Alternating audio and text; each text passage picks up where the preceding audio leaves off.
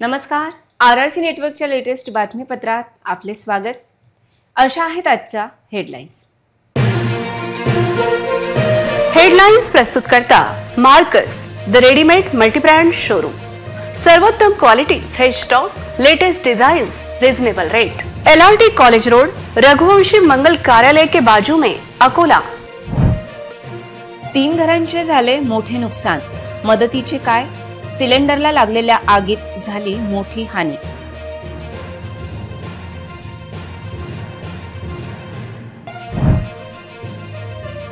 रेती धोरणात बदल करण्याची आमदार सावरकरांची मागणी. महसूल मंत्र्यांनी तात्काळ घेतली दखल.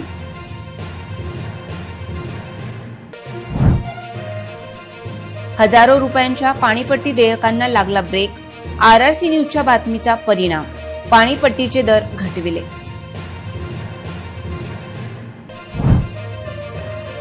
हमी भावापेक्षा कमी दरात हरभऱ्याची खरेदी. शेतकरी झाले चांगले त्रस्त.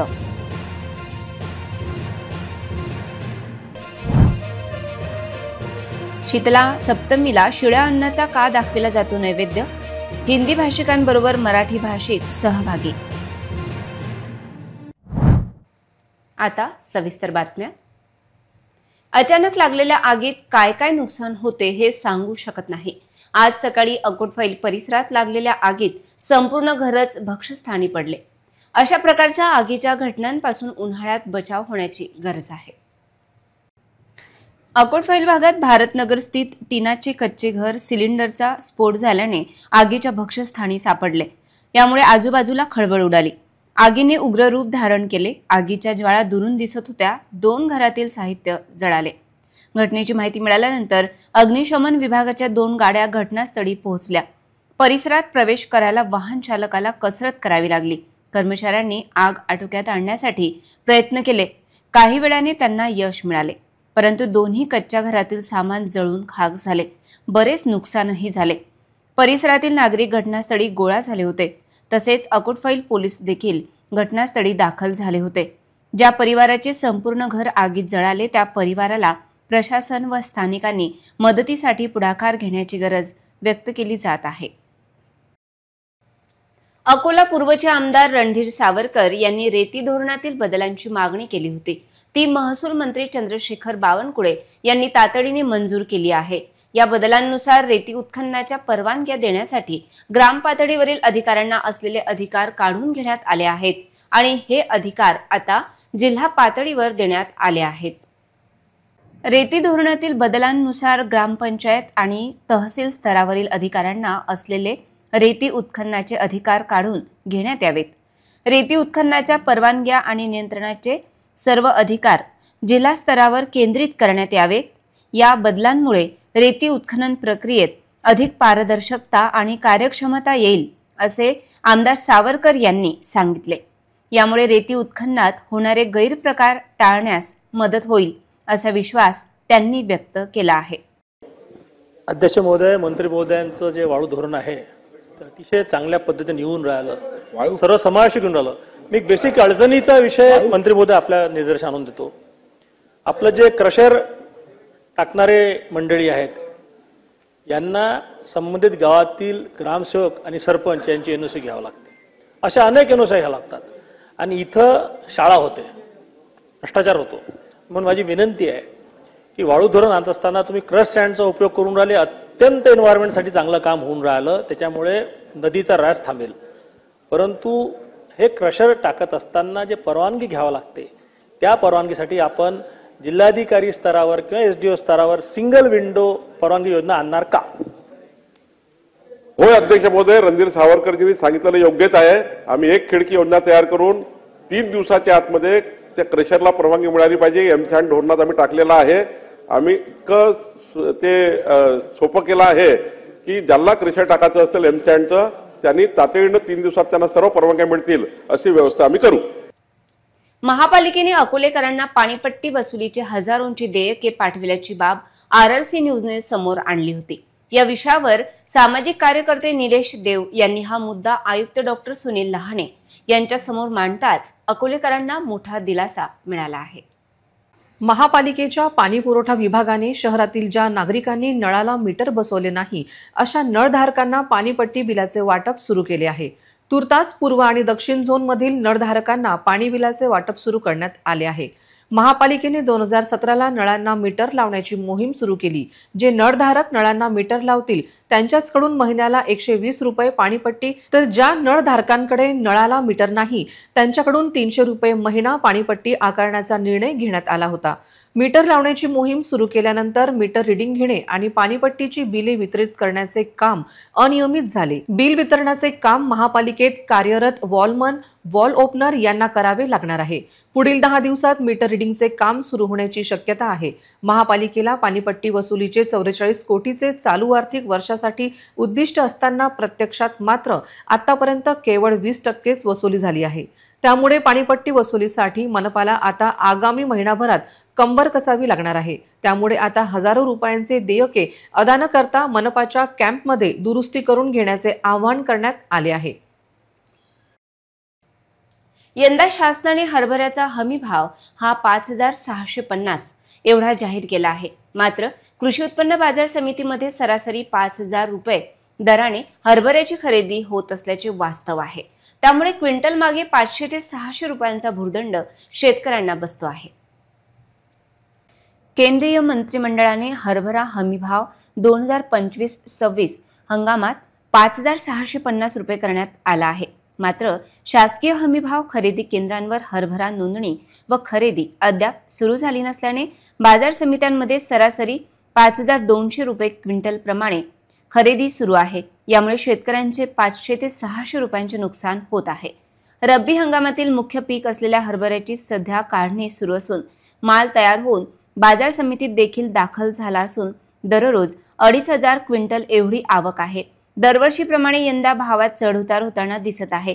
हरभरा उत्पादक शेतकऱ्यांना जिल्ह्यातील शासकीय नोंदणी खुली करून दिल्यास क्विंटल मागे होणारे 500 ते 600 रुपये नुकसान थांबणार आहे। सरकारी हमीभाव खरेदीची नोंदणी प्रक्रिया सुरू झाल्यास शेतकऱ्यांना दिलासा मिळणार आहे। त्यामुळे येथील लोकप्रतिनिधींनी शेतकऱ्यांचे दुःख जाणून प्रश्न सोडवावा अशी मागणी शेतकरी वर्गाकडून होत आहे। पुढे पावसाळा लक्षात घेऊन महापालिकेकडून शहरात लहान मोठ्या नाल्यांची स्वच्छता कामे हाती घेतली आहेत। वेगवेगळ्या भागात स्वच्छता कामे प्रगतीपथावर दिसत आहेत, पण मनपाचे कर्मचारी मैला रस्त्यावर सोडून देत असल्याचे चित्र अनेक ठिकाणी आहे। पावसाळ्यापूर्वी स्वच्छतेच्या कामांना गती देण्यात यावी अशी मागणी केली जात होती। त्यास अनुसरून महापालिका आयुक्तांनी स्वच्छता कामाला वेग देण्याचे निर्देश दिले। त्यानुसार शहरातील लहान मोठ्या नाले स्वच्छ करण्यात येत आहेत। त्यामुळे पावसाचे पाणी तुंबल्यामुळे शहरात अस्वच्छता पसरणार नाही। अकोला महानगरपालिकेकडून शहरातील नाल्यांची स्वच्छता नियमितपणे केली जाते। शहरातील नागरिकांना पावसाळ्यात कोणत्याही अडचणी येऊ नयेत यासाठी ही स्वच्छता केली जाते। जेसीबी, पोकलॅन, ट्रॅक्टर इत्यादी यांत्रिक साधनांचा वापर केला जातो। शहरातील 272 नाल्यांची स्वच्छता करण्याची गरज आहे। इतरही घडामोडींचा आपण आढावा घेणार आहोत, मात्र छोट्याशा विश्रांतीनंतर। ना दर महिन्यात रिचार्जची भानगड, ना डाटा पॅक संपण्याचं टेन्शन। आमच्या घरी आहे RRC ब्रॉडबँड कनेक्शन। तुम्ही घेतलाय काही वर्षाचा नवा प्लॅन?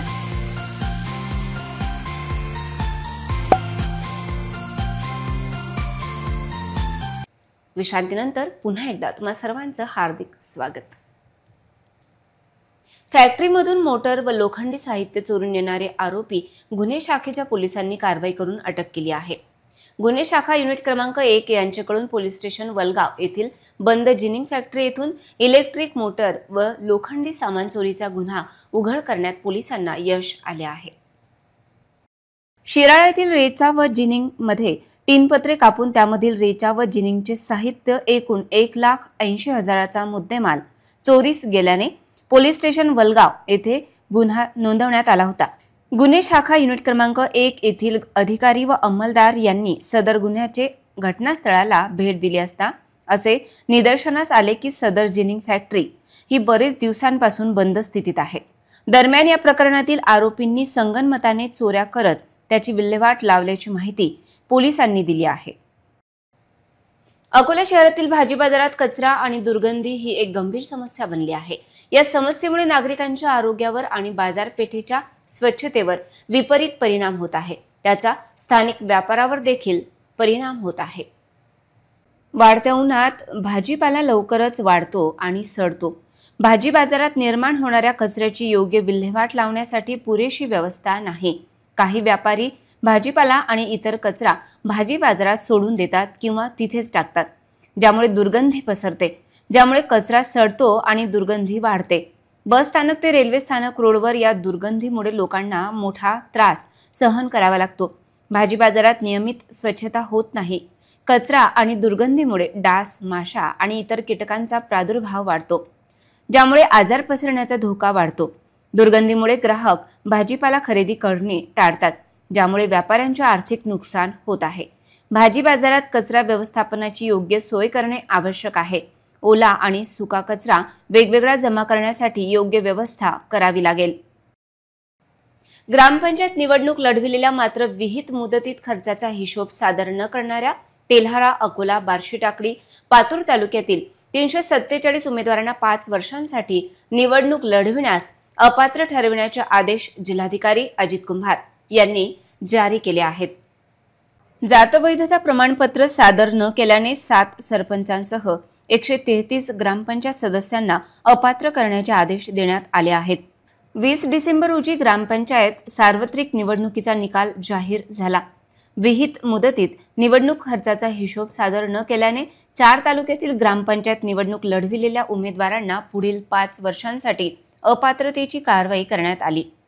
निवडणूक आयोगाच्या निर्देशानुसार निकाल जाहीर झाल्यापासून 30 दिवसांच्या आत उमेदवाराने निवडणुकीत केलेल्या खर्चाचा हिशोब तहसील स्तरावर निवडणूक विभागाकडे सादर करणे बंधनकारक आहे. तहसीलदार यांच्याकडून प्रस्तावानुसार जिल्हाधिकारी अजित कुंभार यांनी संबंधित उमेदवारांना पुढील 5 वर्षांसाठी अपात्र ठरविण्याचे आदेश काढले आहेत. सध्या ग्रामपंचायत निवडणूक लढवलेल्या 347 उमेदवारांवर अपात्रतेची कारवाई झाली. उर्वरित 3 तालुक्याचा अहवाल प्राप्त झाल्यानंतर ही संख्या 500च्या वर जाणार आहे. या उमेदवारांना पुढचे 5 वर्ष गावची निवडणूक लढविता येणार नाही. इतरही घडामोडींचा आपण आढावा घेणार आहोत, मात्र छोट्याशा विश्रांतीनंतर. पेट्रोलचे वाढले दर, गॅस सिलेंडरच्या वाढल्या किमती, जीवनावश्यक वस्तू असो की कपडे यांचे देखील वाढले दाम. अकोल्यात पहिल्यांदाच इतर टेलिकॉम कंपन्यांपेक्षा स्वस्तात internet broadband connection. RRC network private लिमिटेडद्वारे स्वस्तात इंटरनेट कनेक्शनच्या संधीचा फायदा घ्या आणि बचत करा. निम्म्या पैशात मिळवा internet broadband connection. RRC network private limited.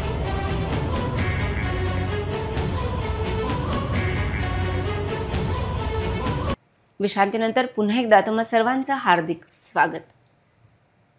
कानून के हात लंबे होते हैं असा एक प्रसिद्ध हिंदी पिक्चर मधील डायलॉग आहे. त्याची प्रचिती 5 वर्षांनी पोलीस कर्मचाऱ्यालाच आली आहे. 20,000ची लाच मागणाऱ्या विजय चव्हाण यांच्यावर गुन्हा दाखल असून तो आता फरार आहे. 5 वर्षापूर्वी रेतीचा व्यवसाय करणाऱ्याला दरमहा 20,000 रुपये हप्त्याची मागणी पोलीस कर्मचाऱ्याने केली होती. त्या पोलिसांवर गुरुवारी अकोला लाचलुचपत प्रतिबंधक विभागाने उरड पोलीस ठाण्यात गुन्हा दाखल केला आहे. विशेष म्हणजे प्रादेशिक न्यायसहाय्य वैज्ञानिक प्रयोगशाळेकडून स्पेक्ट्रोग्राफिक तपासणी अहवालानंतर ही कारवाई करण्यात आली आहे. विजय सुखदेवराव चव्हाण असे आरोपी पोलीस कर्मचाऱ्यांचे नाव आहे. सध्या विजय चव्हाण खदान पोलीस ठाण्यात कार्यरत आहे. 2019 मध्ये आरोपी चव्हाण उरड पोलीस ठाण्यात कर्तव्यावर होता. 4 डिसेंबर 2019 रोजी अवैधरित्या रेती वाहतुकीचा व्यवसाय चालू ठेवण्याकरता संजय नामदेवराव कुंभार व विजय सुखदेवराव चव्हाण हे दरमहा 20,000 रुपये हप्त्याप्रमाणे लाचेची मागणी करत असल्याची तक्रार लाचलुचपत प्रतिबंधक विभागाकडे केली होती.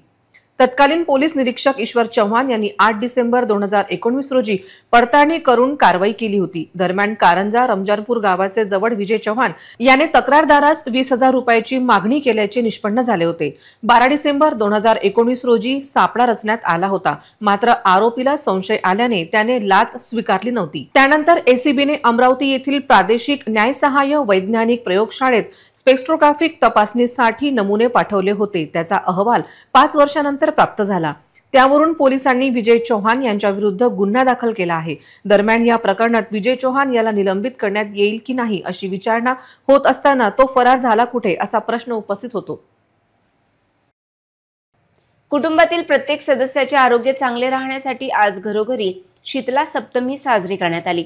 देवी मातेच्या प्रसन्नतेसाठी विशेषतः हिंदी भाषिकांनी हा सण उत्साहात साजरा केला। शीतला सप्तमी हा सण देवी शीतला मातेला समर्पित आहे, जी शीतलता आणि आरोग्याची देवी म्हणून ओळखली जाते। हा सण विशेषतः उत्तर भारतात मोठ्या उत्साहात साजरा केला जातो।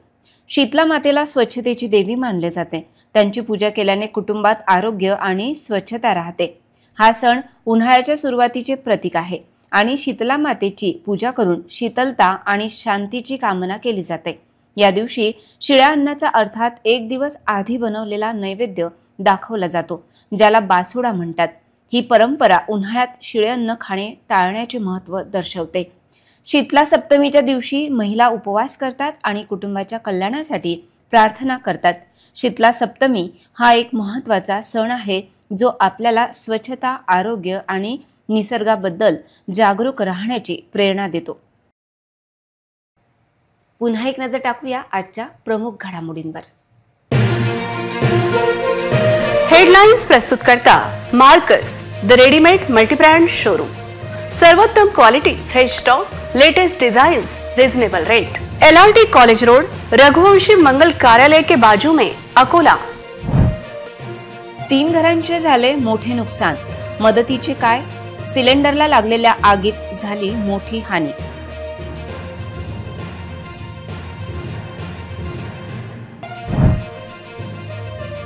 रेती धोरणात बदल करण्याची आमदार सावरकरांची मागणी, महसूल मंत्र्यांनी तात्काळ घेतली दखल।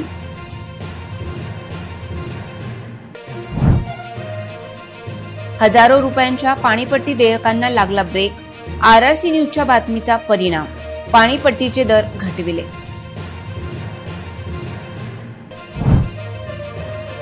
हमी भावापेक्षा कमी दरात हरभऱ्याची खरेदी, शेतकरी झाले चांगले त्रस्त।